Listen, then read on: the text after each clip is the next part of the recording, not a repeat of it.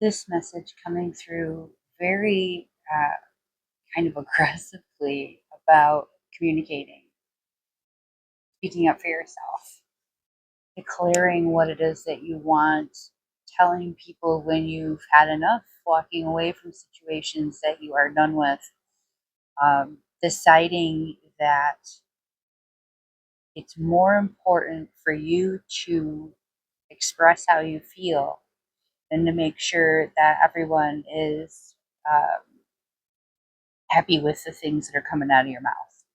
It's getting a little bit like some people might take offense to what you have to say, but you have to say it. It's kind of eating away at you. It's causing you stress, making you exhausted. Like when you leave the presence of this person, it exhausts you.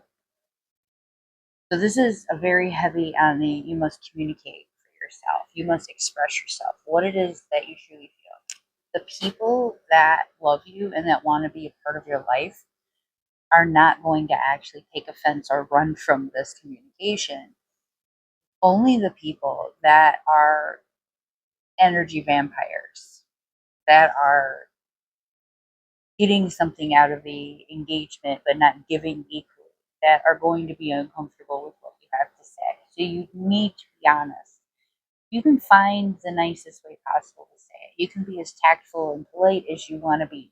However, it flows out of you is okay. But it's about being authentic, honest, and genuine in your communication. We also have here this wings of light becoming something new.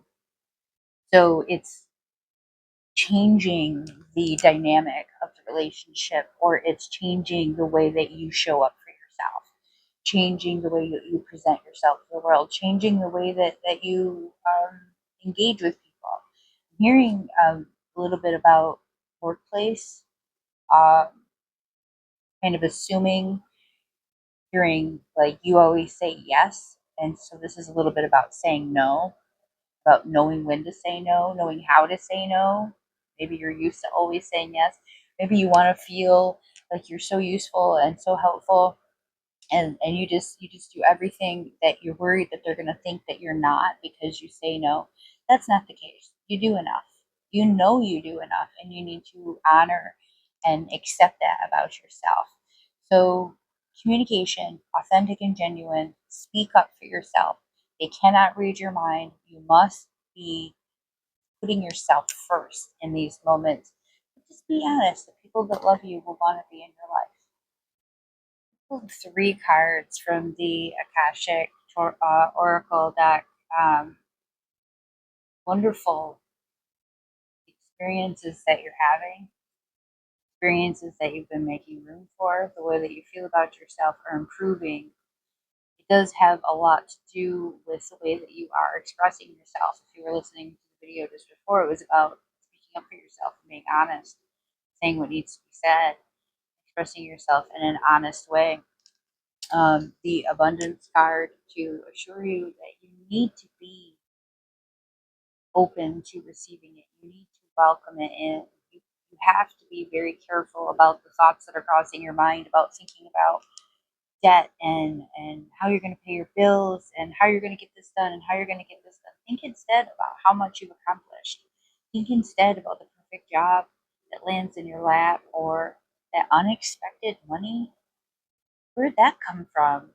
What does that feel like? Such an incredible experience to open yourself up to the possibilities. And when it surprises you, you become overwhelmed with gratitude. Practice expressing that gratitude. Practice feeling that gratitude so that you can welcome that abundance in and you're already ready for it. You're already in alignment with it. This follow card talks about um, being willing to trust the instincts.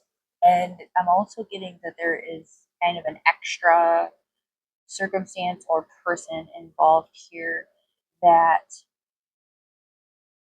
wants to have you do things differently, wants to impress their opinion or their thoughts about the situation onto you. They don't know what you feel, they don't know what you're feeling pulled to. And in fact, they might realize that if you are pulled to, or if you have been expressing to them what you feel called to, they might realize that there is something that they're going to be left out of. They do not feel the same calling, but they feel as though they're losing, you're pulling away from them. If that feels like pulling away from them, then they don't belong in your space. They should be celebrating what it is that you feel called to, and that you feel strong enough to go after what it is that you want. Anybody that loves you and cares for you and is in alignment with you is going to celebrate you achieving every victory. They're going to want to see you pushing forward and accomplishing all of your goals, making room for that abundance and knowing that you deserve it. Every single bit of it, you deserve it. Go ahead and claim that for yourself in the comments. You deserve everything good that comes to you today.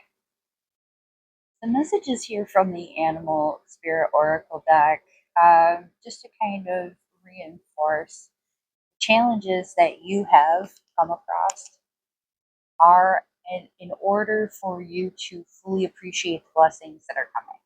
So with our wasp spirit, sometimes life stings. Yes, but there is a process by which these animals live. And sometimes those stings are to protect you from something worse, right? If you were about to step into a wasp's nest, you might get stung by one or two of those wasps to keep you from something much more dangerous, much more scary, something that could be potentially devastating to you. These are warnings. These are little nudges to get you out of that space. These are little situational awareness type things. These are spirits pinches and pokes to keep you in alignment. And the way that you deal with these things is you calmly, coolly, collectively go and address the situation, and that's it. You don't go on a rampage trying to kill every wasp you see. I mean, some people might do that, but is that the way to handle it? Or are you going to agitate the wasp nest by doing that? No. Instead, you simply get away from the wasp. You go and address and tend to your wound. Get a cool drink of water, take some breaths. You do what it is that you need to do to take care of yourself and manage your emotional reaction to the situation. You don't freak out about it.